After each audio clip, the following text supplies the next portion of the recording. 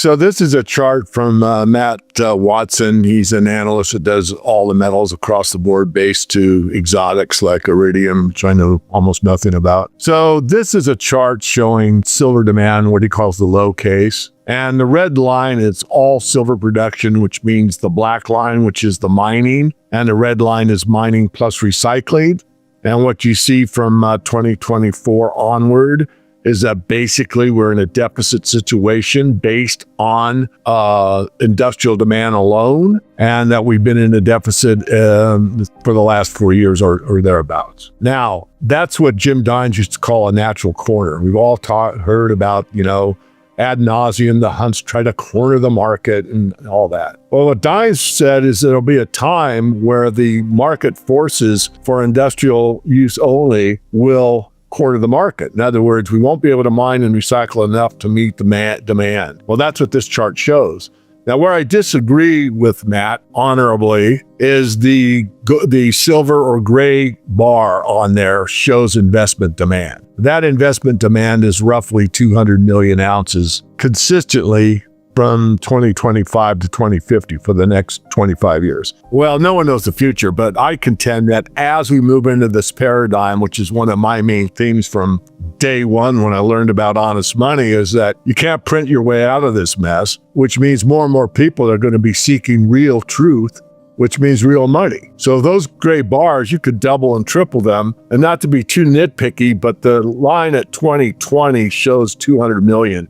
That is incorrect. It should be up here, if you can see my cursor, at about 1.25, because in that year alone, the demand for silver in quote unquote physical terms was 320 million by the ETPs, and the normal 200 million by retail, for like 520 million ounces in that 1 year on investment demand. So if we can do that in 2020, we can do it in 2025. So I think this situation, as Michael and Craig have said, and many of us, that we're getting into a new paradigm. I don't like to use that lightly, and I think Michael said it best. I mean, we're in a situation where reality is going to shine through on all the naysayers like they can't believe it. I mean, we get through 60, 70, people are going to view in the one-handed salute going, oh, I hated Morgan, or he's an idiot, and oh my God, look what's happening now. I don't have too many detractors on X right now. I'll put it there. I'll give it back to you. I'll quit sharing the screen. And that's the low case button. If things go higher for AI or EVs or what have you, it'd be beyond that. Yeah, that reality's been there for a while. We know that. Recent years where the supply demand is the way it is and demand increasing, the supply is not, et cetera. And yet price hasn't responded in a real way. I mean, you think about dollar terms also. 1980, $50. In real dollar terms, where would it put us now? It's probably 250, okay? In the decay in the value of the US dollar, not relative to other currencies, but in real buying power.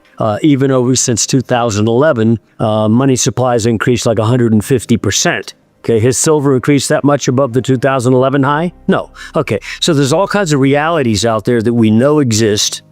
We scratch our heads and say, this is ridiculous. Okay, we do anyway. And we know when it changes, it could change in a way that is, well, we've seen it in many markets. We've been around long enough to see when a market gets overvalued for too long, it gets ridiculous. In hindsight, everybody calls it a bubble. Of course, when it was happening, nobody called it a bubble. Or a market gets suppressed for so long that people think, oh, that's a new reality. It's a piece of crap. We don't, who cares about silver anymore? And it suddenly says, I'm going to wake up. Markets make mistakes. Investors make mistakes in terms of allocation, proper pricing in relation to reality. These things happen. Markets aren't always rational. And I'm arguing that silver was irrational, especially for the last 10, 20 years, of not ever coming up above this base range high that virtually every metal in the world has done. And not silver? Oh, okay. What for? And now it's moving with gold now because it's a monetary metal. But when silver engages on the fundamentals, like the graph we just saw, it'll have its own life. And I think it's going to move to a new reality. And again, if you do a dollar conversion, $200 is not irrational whatsoever. And sometimes when markets are too irrational one way, when they correct the other way, they overcorrect. Okay, you go way beyond what the new reality might be in silver. Maybe silver's going to live in $100 to $200 range for the next 10, 20 years. But it might reach 200 and fall back to 150. You'd get my point. And there's a new reality. The technicals are arguing for that, especially the long-term momentum technicals and the spread relationship to gold argues that silver, just to go back to its normal reality, let's say 2% of the price of an ounce of gold, which it's been 21 of the last 50 years. You've seen it at that level. In bull markets, silver spread to gold goes above 3%. In 1980, it went to 6.5%, the price of gold. But let's say it just goes to 2%. Well, what's 2% of $4,000 gold? Okay? What if gold goes, and we've been arguing this, and does what it did twice before? It had bull markets in the last 50 years, both of which were 8-fold gains, bear low to bull high, under circumstances that are far less dramatic and earth-shaking than what we have building out there now. If gold did it again a third time, had another 8-fold move, we'd be 8,500. Well, what's 2% of that? Okay, you get my point. Silver's going to move into a new reality. This selling at 50, I love it. It tells me the idiots are still there. They stick a nickel in front of a freight train, and yeah, they got, quote, overbought situation on a short-term basis, but they don't see the larger context. And it wouldn't shock me that when we finally go through 50, we have a situation where we close one, I'm talking futures now, December futures. They're 47 something right now. They were up to just below 50 today. When they go through 50, it wouldn't shock me, and I'm not predicting, I'm just saying this would be justice. You close one day out at 49, next morning you open $3 higher, limit up or something. Because, force majeure, something going on, one of the fundamentals kick into gear, and suddenly you don't give these guys a chance to stop out of their short position. They put on at 50, you nail them to the wall and see if they can get out. Anyway, it wouldn't shock me that that's the way it happens. So I love seeing the selling at 50 because it tells me the idiots are still there. Sometimes I look at these charts and I have to laugh. Not because it's funny, but because the market's been in denial for so long that it's practically comedic. What you're seeing here from Matt Watson, one of the few analysts who studies every metal from copper to iridium, is a chart that screams what I've been saying for years. Silver's entering a structural deficit that no amount of wishful thinking can reverse. Let's break that down. The black line on his chart is mine supply. The red line adds recycling, and everything above it, that's demand. From 2024 onward, that demand is exceeding total supply. You don't need a PhD in economics to see where this goes. When demand exceeds supply year after year, the price has to reprice. Not might, has to. That's how markets eventually correct decades of distortion. Now, Matt calls this a low case, meaning even with conservative projections, we're looking at a supply gap baked into the next 20+ years. Industrial demand alone, solar, EVs, electronics, AI systems, medical tech, is eating through global silver faster than miners can dig it up. We've been in deficit for the past 4 years already, and yet the price hasn't reflected that reality. That's not efficiency, that's manipulation or delusion. Take your pick. My old friend Jim Dines, God rest his soul, used to call this a natural corner. He said one day, you wouldn't need billionaire speculators like the Hunt brothers to corner silver. Industry itself would do it naturally. AI, solar, EVs. They're doing the heavy lifting for us. The corner isn't some conspiracy, it's physics and math. Here's where I diverge from Matt's chart. He assumes investment demand stays flat at around 200 million ounces a year for the next 25 years. That's adorable, but wildly optimistic in the wrong direction. When you have monetary chaos, when people finally realize you can't print your way out of $36 trillion in US debt, do you really think only 200 million ounces a year will go into investment? No way. Double it, triple it. In 2020, during the pandemic panic, ETPS alone bought 320 million ounces. Retail investors added another 200 million. That's over 500 million ounces in 1 year. And that was before inflation headlines, before de-dollarization, before BRICS started hoarding gold. You think it won't happen again? Wait until silver breaks $60. Now, I know people roll their eyes when I say paradigm shift. It's one of those buzzwords people overuse. But this isn't marketing talk. It's reality asserting itself after decades of suppression. For 20 years, we've watched central banks flood the system with cheap money, and every time someone mentions silver, the mainstream laughs. They won't be laughing when silver hits triple digits. And here's the irony. The fundamentals that should have moved silver long ago have been screaming for attention. We've been in deficit after deficit, inventories are shrinking, industrial demand is soaring, and yet the price has stayed managed. Well, you can manage perception, but you can't manage geology. You can't print silver. When people say, David, why isn't silver higher yet? I tell them, the market's not ignoring fundamentals, it's suppressing them. Every ounce that's oversold through paper futures delays reality, but it doesn't erase it. That's like holding a beach ball underwater.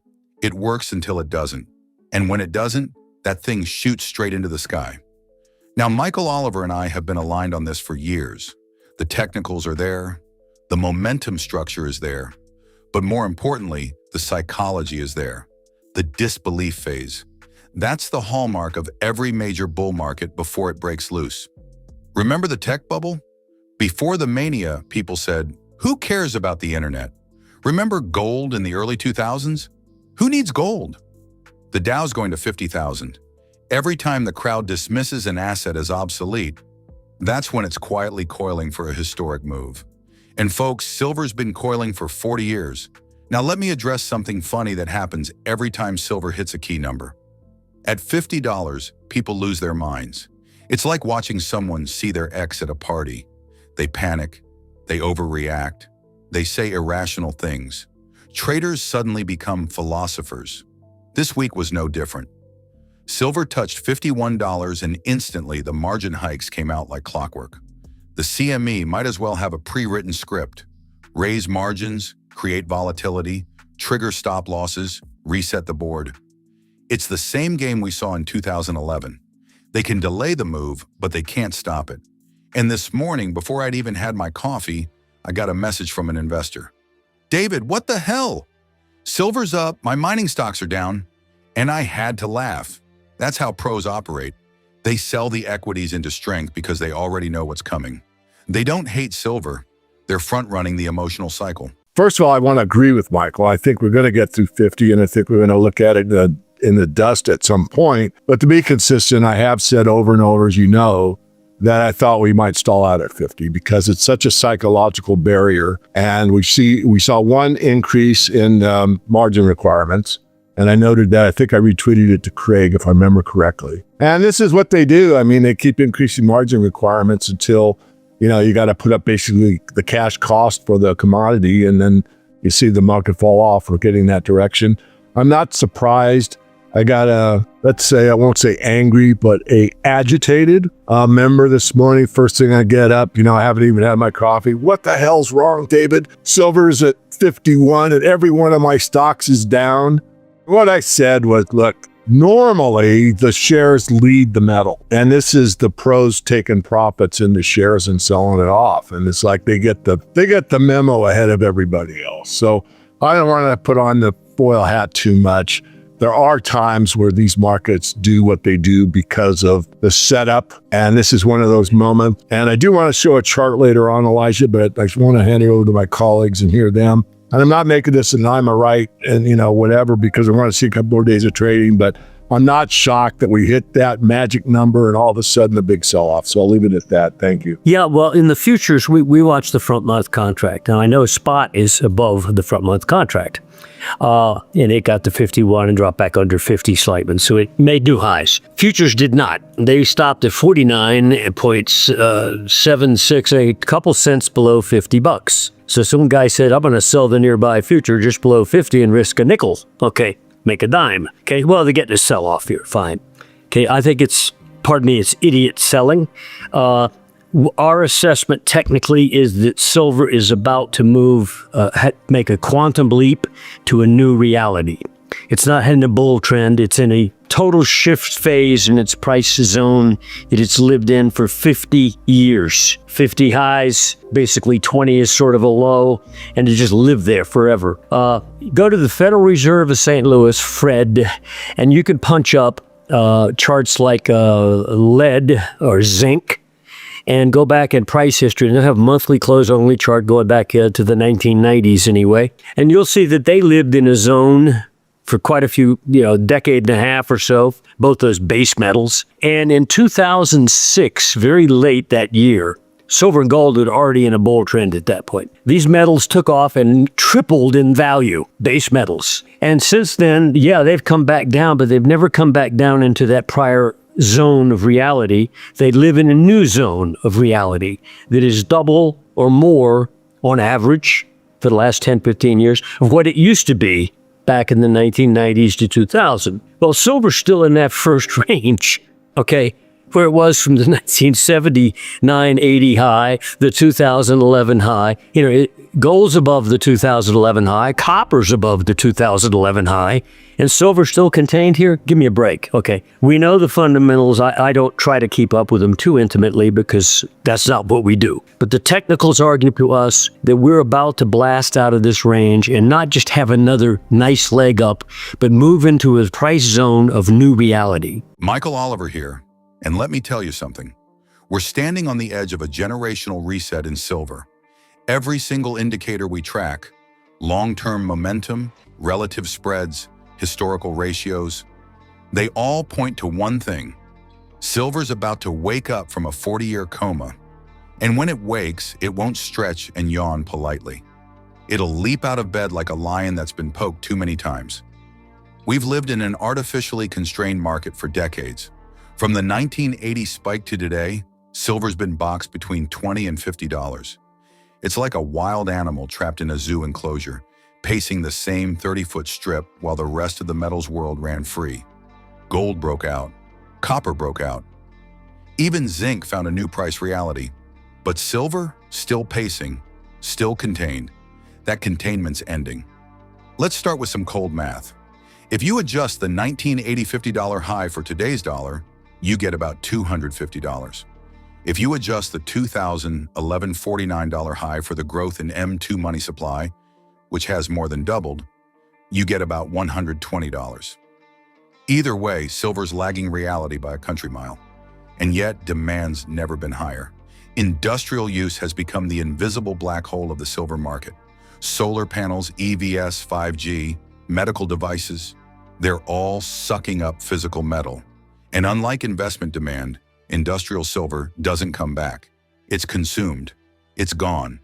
According to Matt Watson's data, we're running deficits even if investment demand stays flat. But that's a fantasy. Investment demand's cyclical, and we're heading into the biggest monetary confidence crisis since 1971.